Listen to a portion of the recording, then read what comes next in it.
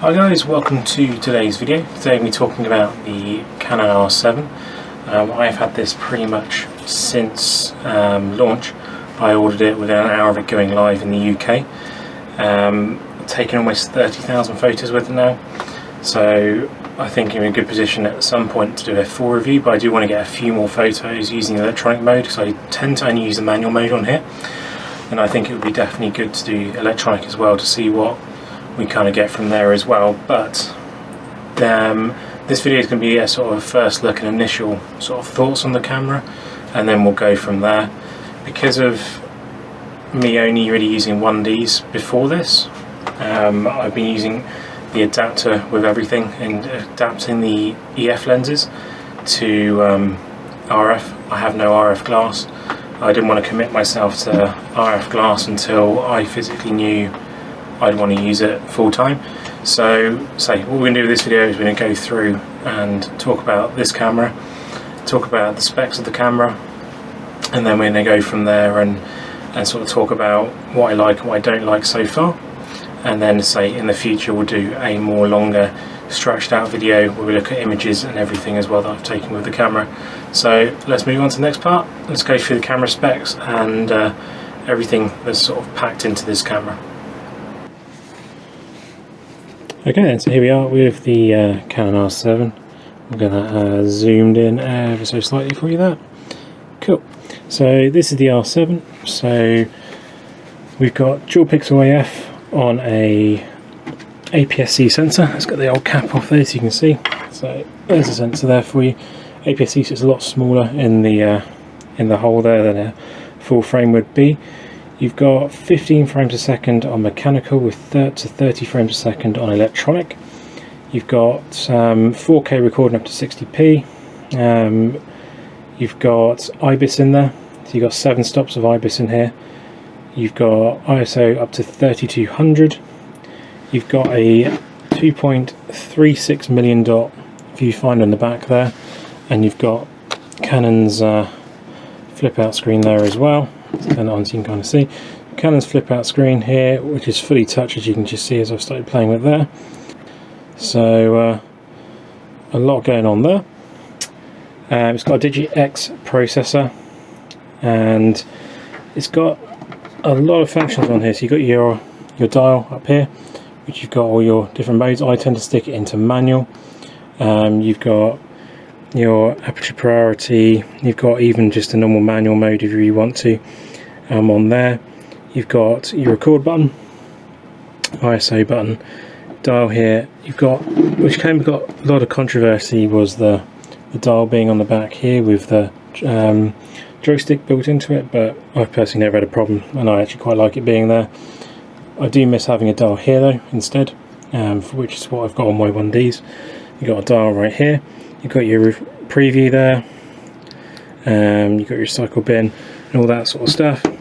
What I tend to do is have the screen out like this inside, so it's facing in, and what I find with that is if I have it in like this, that I actually gain a hell of a lot of battery life. I get up to 3,000 shots out of a battery having it in like this rather than it flipped out like this.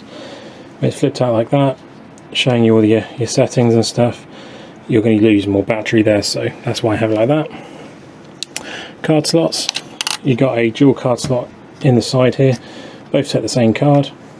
I use the SanDisk Extreme Pros 300 megabytes a second cards. You get about a 22 photo buffer shooting redundant RAW with those cards, and then you've also got an LP battery from Canon as well in here, LPE6 NH battery for these ones here, which is pretty much standard for a lot of the cameras now. They've kind of standardized that unless you go for the 1 series, and then you get all the big batteries that last super long time. You've also got your AF on and off switches on the body on here, so some of the cheaper lenses can be made a bit more cost effective just because they don't have that autofocus built into it. That's built into the actual body. Doesn't matter if you're using another lens, so like any of the EF lenses, doesn't matter at all. And you've got your adapter there, which is what tends to live most of its time on here. As you know, all the videos up to this point have been filmed on the R7, so you can see the video quality from that on my other cam channel. This has been videoed on my new 1DX Mark II, so you can see a change in the quality of the videos from that. It's still 4K. So now we looked at the camera itself, let's go through the overview of the camera and what I think about it, and we'll go from there. So that's the overall spec of the camera itself. So let's go through what I think of it. So I've done over almost 30,000 photos with this, really only using the mechanical shutter. I think 30 frames per second is a little bit extreme. I don't think anyone really needs that. 15 is more than enough for anyone. If you're having to shoot 30 frames per second, you're probably shooting tennis or baseball and just want to get that exact moment where the ball's hitting an object. In motorsport, in animal photography, you don't really need 30 frames per second, especially with the rolling shutter. In animal photography, if you're taking photos of birds, you kind of want to be more towards that mechanical shutter anyway, and using that to sort of make sure you get a nice crisp photo. You will get sort of potential of some vibrations with that mechanical shutter though, so the reason why I want to do a full in-depth test is because I want to practice with the first shutter and sort of see if I can get the best of both worlds.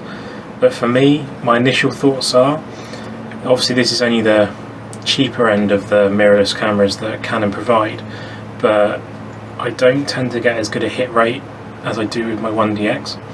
I'm not sure if that's because I'm shooting a lot through glass because of zoom photography and stuff like that, but if I shoot side by side with the 1DX with 300mm f2.8 and this with the 300mm f2.8, I can guarantee the shots will be sharper and I'll get a more hit rate from the 1DX than I will from the R7.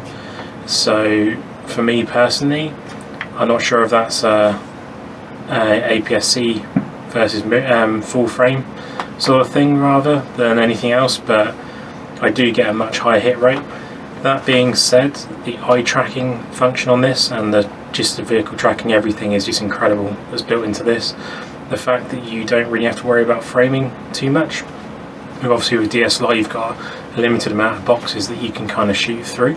With this you've got pretty much infinite amount of boxes you can shoot through, and you can make sure that it is tracking that thing. So it's got good and bad points to it. Another problem I've had with this, which I don't have with the DSLR, is if something's coming through sort of thick foliage. So I've had a few instances with Tigers where they're coming through thick foliage and the eye tracking doesn't have a clue what it's doing, which is why I have basically a DSLR focus mode programmed into the star button, so just a single point focus, and I have that near where I know I'm going to need it. I use that to get the tiger, animal, whatever it is, in focus, and then I hit AF on to give me the eye tracking, and then that pins it on. But because of that you do lose a second potentially, and then that's something that I wouldn't lose using my 1DX. So that's something to look out for. Hopefully with newer updates and stuff it might get a bit better, and I'd love to try out an R6, an R5 or even an R3 to see if they still have the same issues as what this does with the tracking through objects, because I say I don't get it on my DSLRs, but that's because it's a single focus point, so you're training it to that one point, and this is sort of hunting for a focus point. But that's my sort of thing. If you're looking for sort of an entry-level mirrorless, this is still a great camera as far as I can tell from my initial sort of thoughts.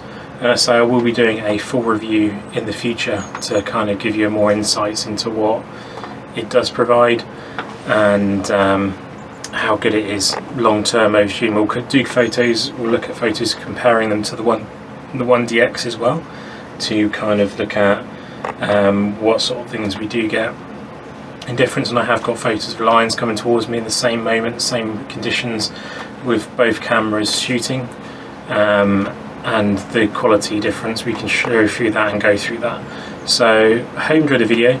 Please subscribe, comment and like. If you like what I'm doing, please let me know in the comments. If you have any thoughts on the R7 and what you find, any tips you might be able to give to me to see you've listened to what I think can be improved and you think, well, if you did it this way instead, let me know, and we can see if that makes a difference, and I can include that in my full review later on. So thanks for watching, guys, and I will catch you in the next one. Cheers.